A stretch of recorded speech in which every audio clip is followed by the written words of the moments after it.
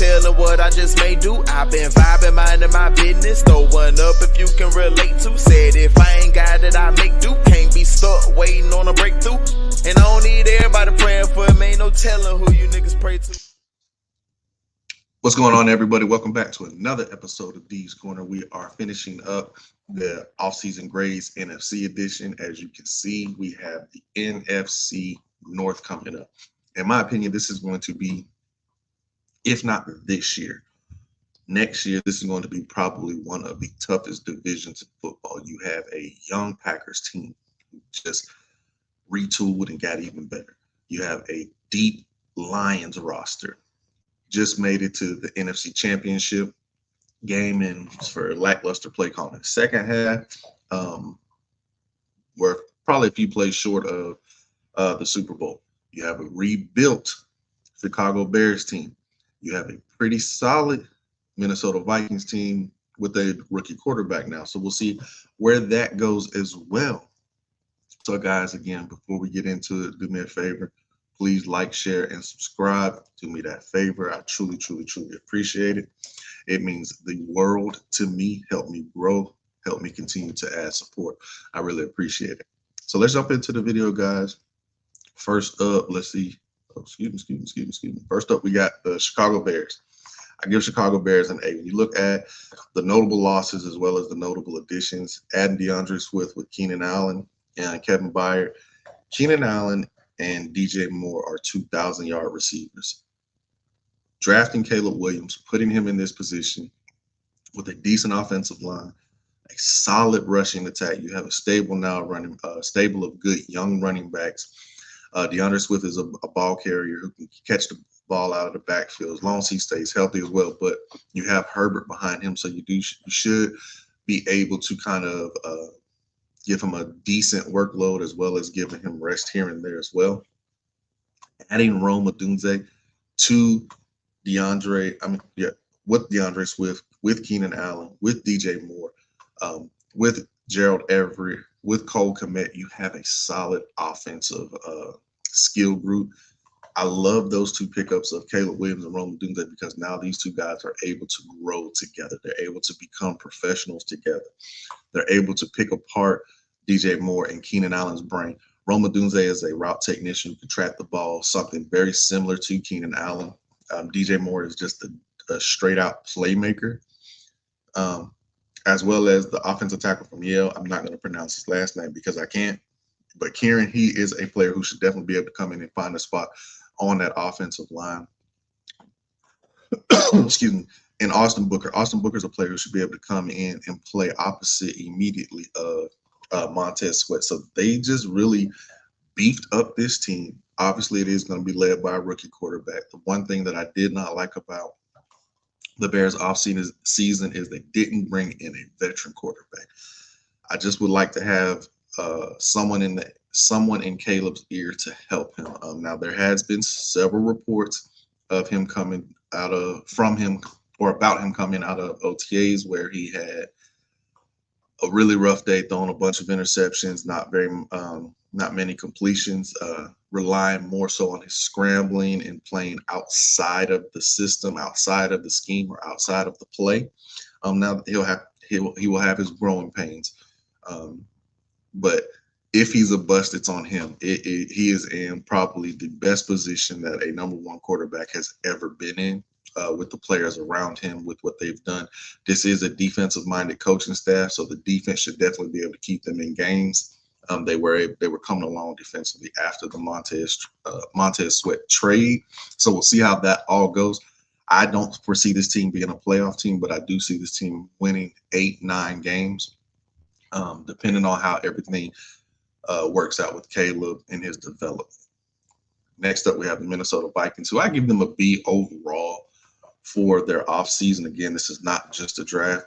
When you look at the notable additions of Aaron Jones, Andrew Van Ginkel, and Jonathan Greener, yes, you lost Danielle Hunter. Van Ginkel, Greener, as well as the draft pick of Dallas Turner should definitely help this pass rush. This is a better roster than people are really giving them credit for. They have a solid offensive line. You have deep wide receiver and pass catchers with TJ Hawkinson, Justin Jefferson, who is not participating in OTAs. We'll see how everything works out there, as well as Jordan Addison. Um, then, like I said, you also brought in Aaron Jones. Now, JJ McCarthy will be the question mark here. You have Sam Darnold in front of him. I think they're going to just let them compete. McCarthy, I'm not a big fan of. I do not believe that he can make all the throws in the NFL. We'll see how frustrating that becomes to these skilled wide receivers, or we'll see how well they are able to bail him out of certain things. Kyrie Jackson is a player who should be able to come in and play immediately opposite Brian Murphy in that secondary. But overall, like I said, this was already a solid roster. They had a really, really, really good free agency class and a pretty decent draft as well. So you got to give Minnesota a B. Them and the Bears, in my opinion, will be battling it out for third and fourth. And just my opinion, I think the Packers and the Lions rosters are way better overall. Next up, we have the Packers, who I also give a B. Their notable additions are Josh Jacobs and Xavier McKinney. Yes, you lost Aaron Jones, but it was after you brought in Josh Jacobs, who is more of a I think he has Aaron Jones and AJ Dillon ability, but they also re-signed AJ Dillon. They also brought in Marshawn Lloyd. We'll see how that stable of backs are able to compete and contribute all together. We know LaFleur likes to run the ball. Javon Bullard is a player who should definitely be able to come in and make some plays in that secondary. He's always around the ball. Edrin Cooper is probably the best pickup to play next to Quay Walker. Now you have two stud inside linebackers on this defense. You already have your rushers set with Van Ness and I can't think of the guy's name right now. The kid from Michigan. But overall, you have to really like what Green Bay is able to do. This was already a pretty young team last year. They made it to the playoffs. You saw how they were able to dismantle the Cowboys, who really don't lose at home, and they beat the brakes off them boys in their own house. I think Josh Jacobs is going to be able to come back and have a solid season, especially when it starts getting cold down there in Green Bay. They're going to run the ball. They have three-headed monster now in the backfield. You still have Jordan Love, who's continuing to develop, who they're getting ready to want to pay. You lost Dave Bakhtiari, you brought in Jordan Morgan, so you should be able to get some plays going early and often with this team. Be on the lookout for the schedule. This is where we'll really be able to break down and see who can win each division. But for the NFC North, it's going to be a battle between Green Bay and Detroit. Speaking of Detroit, I give Detroit an A. I love what Detroit has done this offseason. Going and getting Kevin Zeitler as one of your guards is only going to enhance and increase what you're able to do with the rushing attack with David Montgomery and Gibbs out of Alabama. You have a thunder lightning combination for the ages, honestly. They have re-signed pretty much all of their players. They just re-signed Goff, St. Brown, as well as Penei Sewell. When you look at what they have offensively, Jameson Williamson is on a mission. Those are Dan Quinn's words. He is a man on a mission. He is really putting on a show in OTAs. He doesn't have any suspensions coming up. He's not injured. He's coming back healthy. We saw what he was able to do with the reverse when they played San Francisco. This is a team offensively who should be able to continue because they did not lose any coaches either. But when you look defensively, going and getting DJ Reader is going to be huge up front. Carlton Davis, Terrion Arnold, and Enos Rakestraw Jr. These are three players who have just turned this secondary around. Excuse me. They just turned this secondary around. This was an issue when you're playing with players that are pretty much coming off the street. That this was the main issue in that NFC Championship game. But when you look at these players, Terrion Arnold should be able to come in and start immediately. Enos Rakestraw is a player who's going to get his hands on the football. These are both physical young corners who now have a veteran in Carlton Davis to learn from. Arnold played with Brian Branch, who was the second-round pick last year of Detroit. This team is they're already able to still run their three safeties with Ofanu, Kirby Joseph, as well as Brian Branch, who is a phenomenal blitzer who can play in the slot.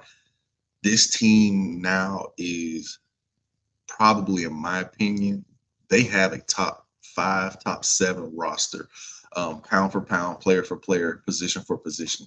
A lot of people were critical of if Jared Goff deserved his money and all that. You got to look at what Jared Goff's able to do. Jared Goff took this team where no other player has been able to take this team. This is the second team that he's taken to an NFC championship. He is phenomenal for what they want to do. And even if you look, he made the plays against the San Francisco 49ers. His wide receivers let him down. His wide receivers did not come up with the catch, but he put the ball right where it needed to be. He did not put the ball in harm's way. He deserved his money, and I think he can lead this Detroit Lions back to the playoffs and definitely back to the NFC North champions. I really think that Detroit should be able to continue their continuity, continue their growth, continue their development. And I think they're just going to pin their ears back and they're going to go all in this season. I definitely think the NFC is a winnable division. There's not as many tough quarterbacks, as many tough teams. Detroit is one of the top 3 teams, in my opinion, in there with Philly and San Francisco. And San Francisco does have issues coming up on their roster, and stay tuned for their video as well. So again, guys, that is what I have for today. Please, please, please like, share, and subscribe. Do me that favor. I truly, truly appreciate it. Watch all my videos. You only have to look at the whole thing. Just go in there, check them out. Give me a like. Give me a comment if you can. I really appreciate any and all feedback. Again, thank you guys. You guys have a good day.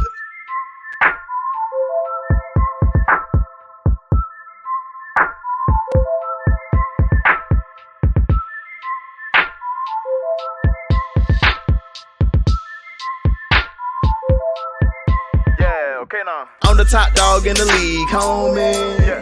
Let's speak on it. It's a stretch for anybody to reach on me. Just breathe on it. Don't tell them. They gotta know it's me on it. Won't kick it on me and go for 3 on you. You couldn't guard me with the cleanest armor. I got it